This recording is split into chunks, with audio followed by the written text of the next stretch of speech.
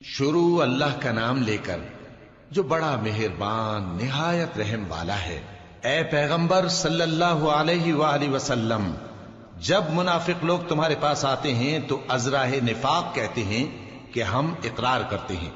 کہ آپ بے شک اللہ کے پیغمبر ہیں، اور اللہ جانتا ہے کہ در حقیقت تم اس کے پیغمبر ہو، اور اللہ ظاہر کیے دیتا ہے کہ منافق یقیناً جھوٹے ہیں۔